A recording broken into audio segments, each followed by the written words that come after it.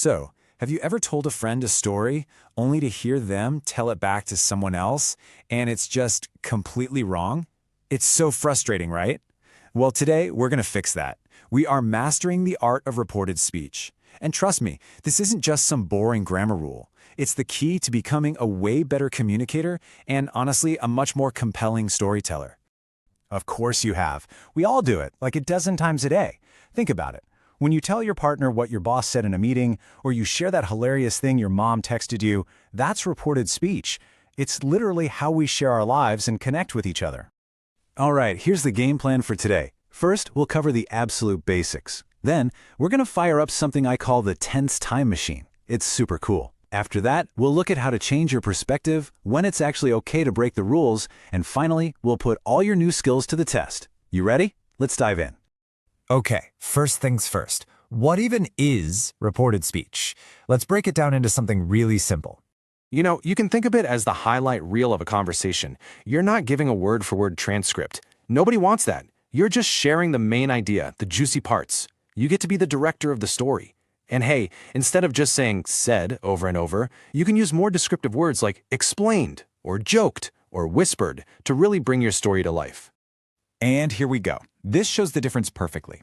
Direct speech is the raw material, the exact quote in quotation marks, I am tired. But reported speech, that's your final cut. She said that she was tired. See that little switch? I becomes she, and am becomes was. We're starting to shape the story. All right, listen up, because this is the big one. The absolute secret to mastering reported speech is what I call the tense time machine. If you get this one concept, you're pretty much 90% of the way to becoming a pro at this. So here it is, the golden rule. You just take the verb and you pop it one step back into the past. That's it. It's like a time machine for your words. It makes perfect sense, right?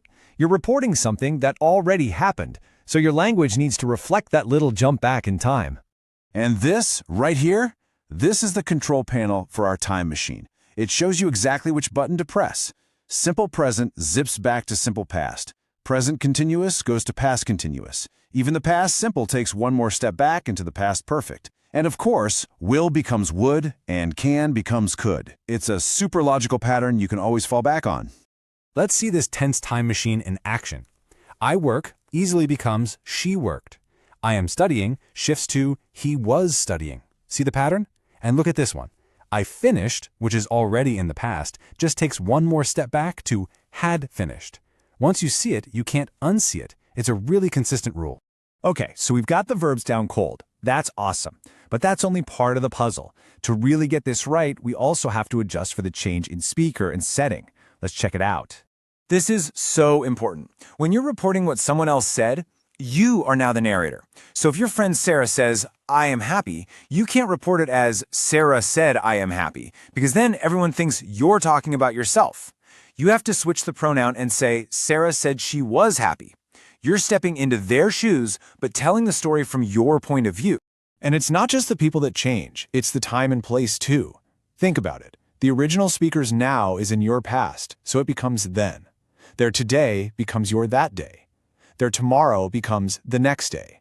And of course, if they said something happened here, from your perspective, it happened there. You have to update the coordinates to your current time and place. So now, let's put the whole shebang together. The original quote is, I will start tomorrow.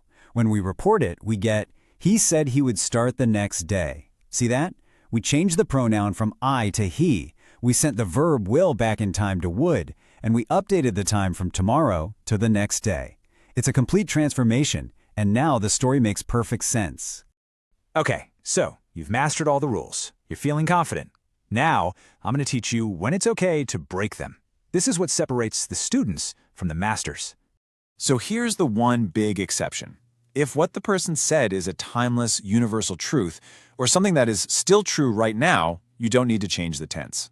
For example, if someone says, the earth is round, you report it as, he said, the earth is round. Why? Because the earth is still round. The fact hasn't changed, so the tense doesn't have to travel back in time. It's a simple but really important little detail. All right, you've learned the rules, you've seen the examples, you even know when to break the rules. I think it's time we put your new skills to the test. Let's see what you've got. Okay, here's our first one. A nice, simple statement from Anna. I like chocolate. So how would you report this? Think about the pronoun and fire up that tense time machine. I'll give you a second. Yes, that's it. I become she, and the present tense like goes one step back to the past tense liked. Anna said she liked chocolate. You nailed it. See? Easy. Ready for round 2? Let's try one with a continuous tense. Tom said, I am reading a book. Okay, you know the drill. How does this one transform? Take a moment, think it through. And you got it. The present continuous, I am reading, slides right back into the past continuous, he was reading. Tom said he was reading a book. You are a natural at this. So what's the big takeaway here? Let's be real. Reported speech is not just about passing a grammar test. It's about turning yourself from a simple messenger into a truly effective storyteller. It's about being able to share experiences in a way that's clear, engaging, and actually connects with people. So the next time you go to share something someone said, just remember the power that you have as the storyteller. How are you going to shape that story? What details will you focus on? It's your story to tell now, so go out there and tell a great one.